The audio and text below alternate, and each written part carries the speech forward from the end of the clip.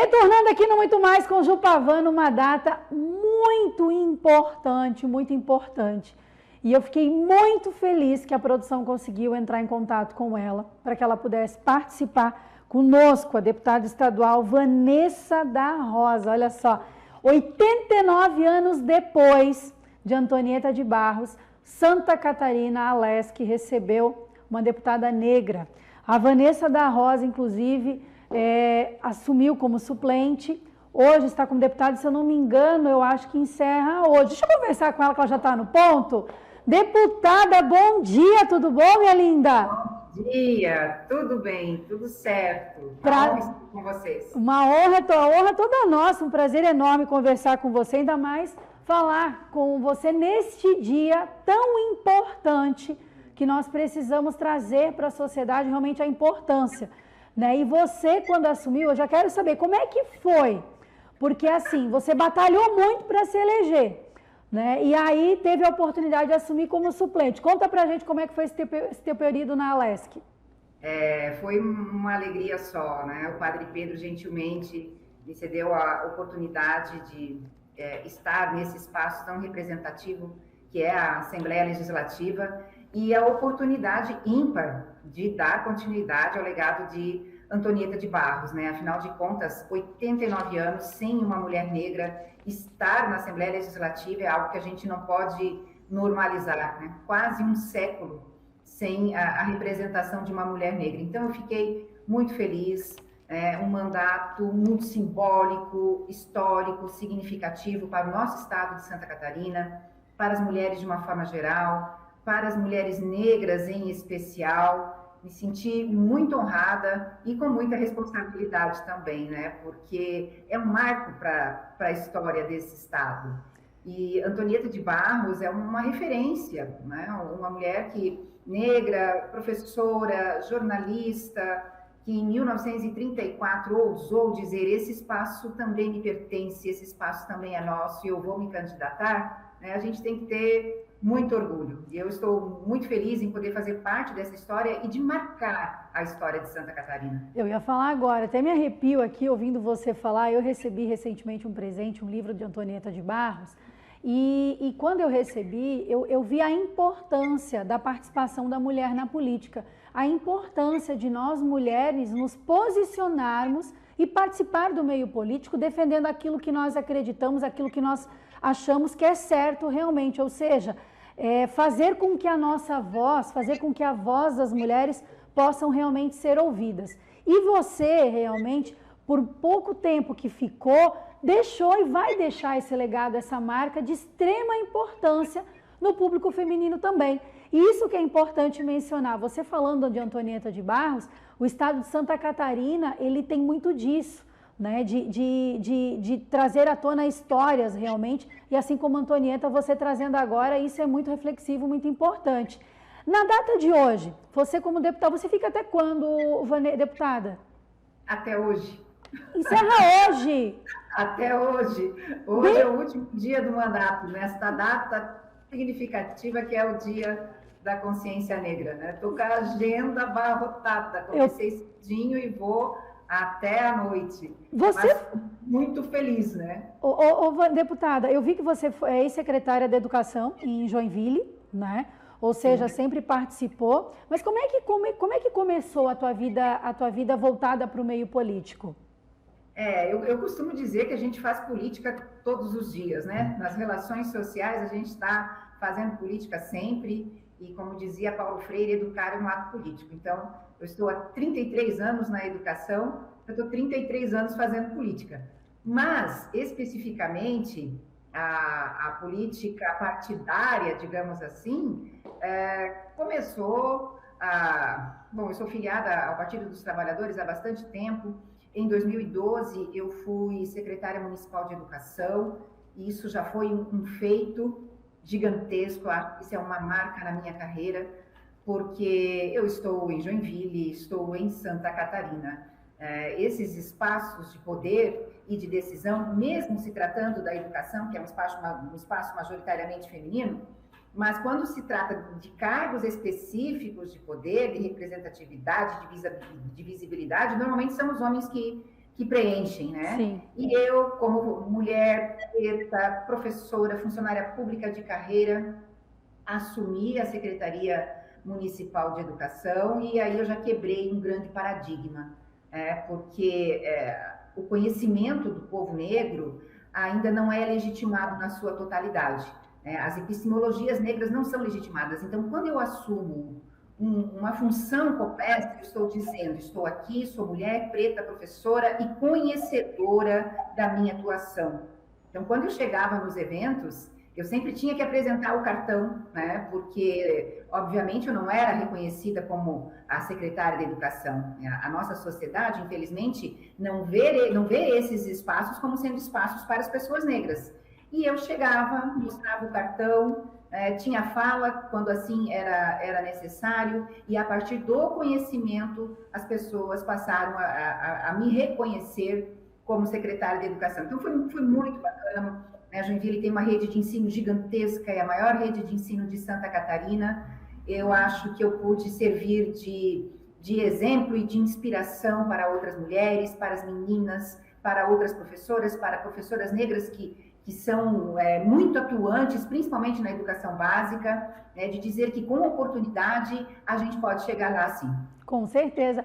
E durante esse tempo que você ficou na Alesc, deputada, debates, discussões relacionadas também ao combate ao racismo, à desigualdade no país, isso ficou muito evidente nas suas discussões, nas conversas, enfim, reuniões? Você levou isso também para o plenário?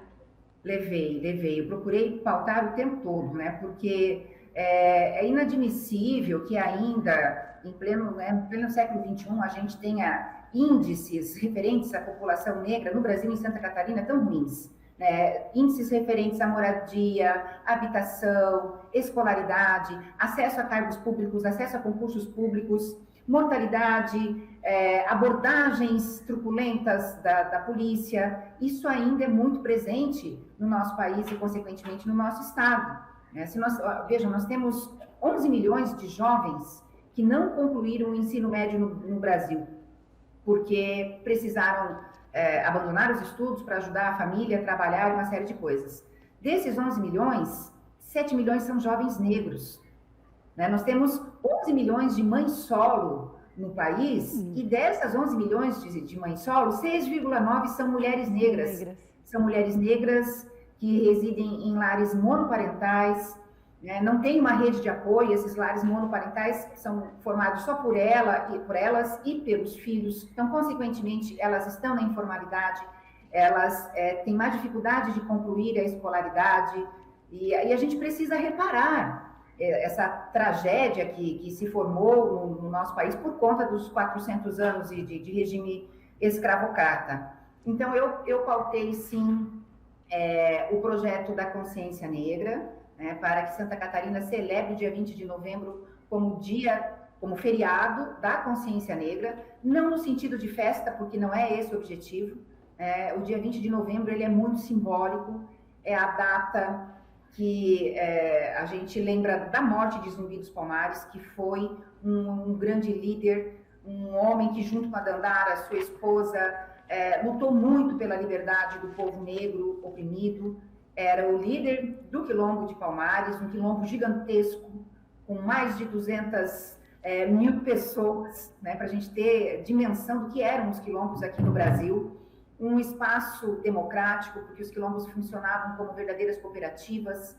Lá tinham olarias, tinha plantação, tinha gado, tinha ferramentaria, tudo era dividido entre eles. E uma coisa muito importante que eu faço sempre questão de falar é que quilombo não era um lugar de negros fugidos, era um lugar que abrigava negros, sim, abrigava os pobres, abrigava indígenas, abrigava todas as pessoas descontentes com o regime político da época. E por isso eles eram tão visados. O Brasil tinha quilombos por toda a sua extensão. Quando a gente olha o mapa dos quilombos no Brasil, a gente percebe quilombos de norte a sul desse país. Então, eu acho muito representativo que a gente possa ter esse dia para reflexão. Zumbi foi morto de uma forma horrível.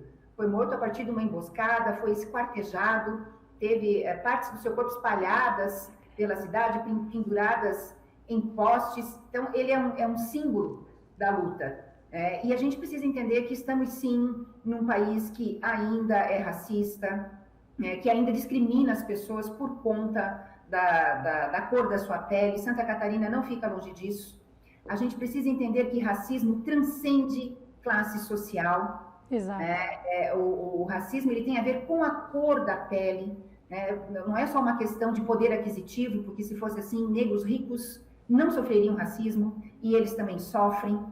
Se for pegar exemplos muito próximos, vamos pegar os nossos jogadores de futebol, né, que o Vinícius Júnior, agora essa semana, ou semana passada, se eu não me engano, o jogador da seleção brasileira, acho que era Jorginho, né, no jogo contra a Colômbia, que foi acusado de ter sido responsável pela derrota do Brasil, que isso só pode ser coisa de preto mesmo, né? Nós temos artistas com filhos negros e que sofrem preconceito, então ele transcende a questão da classe social, né? É uma questão de cor e isso precisa ser combatido. Eu ia falar agora, justamente nesta data que a sociedade precisa trazer como reflexão do combate, que é toda uma sociedade que precisa estar envolvida, né? De toda uma luta, né? De tantos desafios relacionados ao combate ao racismo e também à discriminação no próprio país, que infelizmente parece que vem crescendo, com tantas ações, políticas públicas que poderiam ser mais evidentes,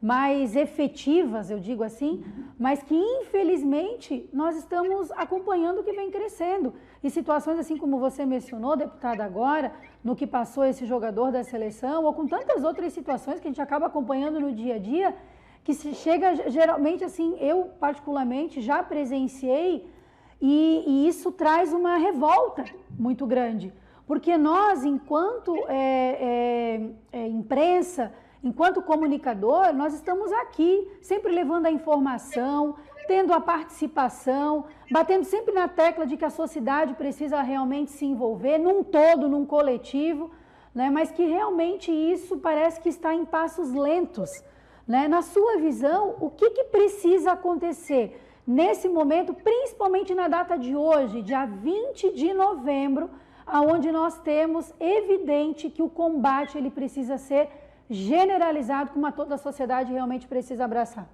É muito triste, né? Eu penso que a gente precisa investir fortemente em uma educação antirracista. Nós completamos agora, em janeiro de 2023, 20 anos da Lei 10.639, que é uma lei que estabelece a obrigatoriedade do estudo da África e dos africanos no Brasil em toda a educação básica. Essa lei, quando foi promulgada, ela veio no sentido de capacitar os professores para que eles tenham conteúdo para trabalhar a verdadeira história e contribuição dos negros na construção do nosso país e da África para a construção das civilizações como um todo, né? E dirimir situações de racismo dentro da escola. Então, assim, é uma lei que fez 20 anos agora, muito material foi distribuído, muito material rico, elaborado com professores das universidades, das grandes universidades brasileiras. Esses materiais foram distribuídos nas escolas, uma literatura riquíssima, trazendo contos africanos, trazendo personagens protagonistas negros para que as crianças pudessem se identificar e se espelhar. Nós temos um Estatuto da Igualdade Racial, as diretrizes curriculares nacionais para a igualdade racial, e ainda assim, a gente enfrenta em Santa Catarina dificuldades para a implementação dessa lei. Isso é inadmissível. O material está lá e a gente precisa que professores, educadores tenham a possibilidade de utilizar esses materiais, que muitas vezes ficam escondidos dentro das bibliotecas das escolas. A gente precisa de uma gestão atuante que entenda que não basta a gente dizer que não é racista, a gente tem que ser antirracista. E, infelizmente, as pesquisas nos mostram que, para a grande maioria das pessoas, dos negros e negras que sofreram racismo, essa mácula aconteceu dentro da escola. Olha. Então, vejam, a escola pode ser um ambiente maravilhoso de socialização, de produção de saberes, conhecimentos, mas ela também pode ser um ambiente muito hostil se nós não estivermos atentos às situações que acontecem com as nossas crianças, com os nossos jovens, com os nossos adolescentes. Então, a gente precisa, sim, promover uma educação antirracista. E quando eu protocolei o PL 433, sugerindo que em Santa Catarina fosse decretado 20 de novembro como como feriado da consciência negra, foi justamente para que o nosso Estado dê um passo à frente e entenda que nós precisamos celebrar, sim, nós precisamos refletir sobre esse dia, e Santa Catarina, assim como todo o Brasil, tem uma dívida histórica com o povo negro, que muito contribuiu para a construção desse Estado, e na maioria das vezes, inclusive nos livros didáticos, foi invisibilizado. Então, não é um favor com a comunidade negra, isso é uma reparação histórica. Uma obrigação. É uma reparação histórica que envolve todos os povos que estão aqui em Santa Catarina, e não só os negros. Exato. Nós temos 1.260 municípios em que dia 20 de novembro é feriado. Nós temos 5 capitais. São Paulo, recentemente, aprovou, agora em agosto, 20 de novembro como feriado estadual. São Paulo, que a gestão Tarcísio de Freitas reconhece isso. Então, acho que seria muito digno de Santa Catarina dar um passo à frente e reconhecer que isso não é mimimi, que a gente não está querendo ficar sem trabalhar, que é um dia importante, é um dia para reflexão, é um dia que os negros desse Estado merecem e que todo o Estado merece. Exato, merecem cada vez mais o nosso respeito, o reconhecimento e sim, para que toda a sociedade possa participar dessa luta no combate ao racismo. Muito obrigada, deputada, pela oportunidade de conversar com você. Desejo saúde e sucesso na sua jornada e que quando você vier a Balneário Camboriú, Vênus está aqui na TVC Panorama, tá bom, minha amiga? Querida, eu que agradeço. Um grande beijo aí pro pessoal de Balneário Camboriú. Contem sempre comigo. Um abraço, tchau, tchau. Tchau, tchau. O programa vai ficando por aqui. Obrigada pela companhia de todos. Fiquem com Deus e até amanhã. Beijo, tchau, tchau.